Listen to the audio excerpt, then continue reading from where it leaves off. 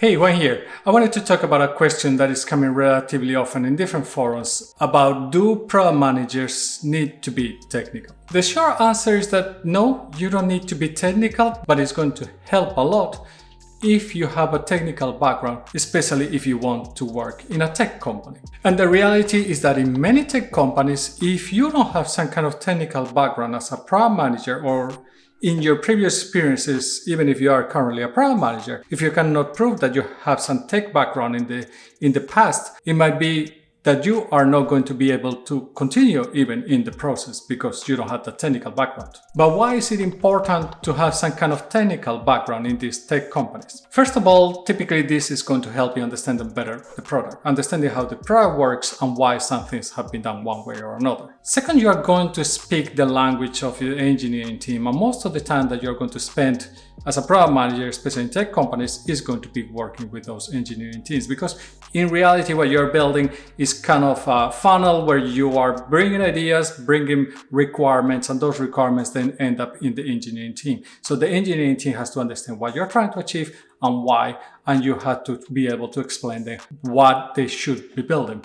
So being able to talk in a similar language and understand how they're talking is going to help you a lot. It's also going to help you understand if their approaches are potentially the correct ones or potentially maybe not the best approaches that they could be taking. So it can give you an edge when you are having that conversation with them. I'm not saying that you necessarily have to be challenging, but you could actually comment on the different approaches that they are taking and understand what they are doing. And that means that you wouldn't be lost in meetings, which probably will happen very often if you don't have a technical background. Another thing why it's very important to be technical or why it's going to be appreciated is because typically when you have a technical background, you are going to be familiar with modern ways of working that are used within these tech companies. Things like agile, design thinking, stream programming, whatnot, you're probably going to be familiar with them and you have used it in one way or another. Being able to understand this is going to help a lot the company because this is a cultural fit. And if you don't have a cultural fit with a company, usually that's something that many companies already will take you out of the recruitment process. As well, you are going to have an easier time understanding what is the potential effort of a development. When you have a technical background,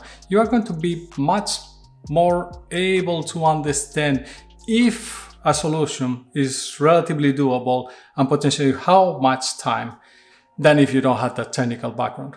Is this something that it should be relatively straightforward to achieve or not? And I don't mean that you had to prioritize him on behalf of an engineering team. You should never do that. That's their job. But you should be able to understand that is this something realistic or not? We are using now is AWS and we want to move everything to Kubernetes. Is this going to be an easy task or is this going to take us forever? So you potentially could understand that impact already if you have a technical background. If it's somebody that doesn't have the technical background, there might be easy assumptions thinking that, well, that should be relatively straightforward, when in reality that's a very hard work and it potentially can take you up to a year to deliver. As well, if you have a tech background, you should be able to understand better technology, understand potential new technologies that could be taken advantage within your industry. So how can I look into what other industries are doing and how could I actually take advantage of those things within my industry?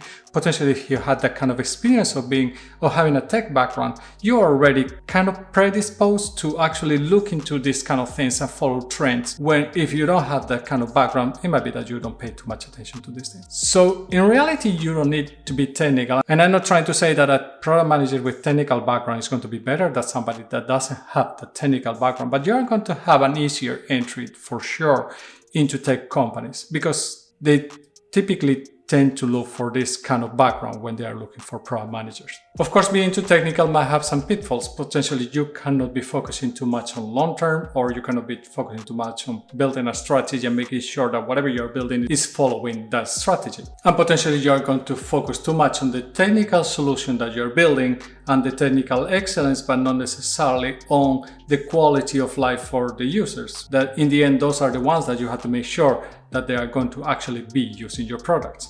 So how about you? Do you have a technical background? You don't? Do you work in a tech company? That would be interesting to see how many people out there are actually working in tech companies without technical background. I know it's possible, but it's not necessarily the easiest way to enter. If you enjoyed the video, please give it a like. It helps massively the channel. I will see you in the next one, and remember, stay safe.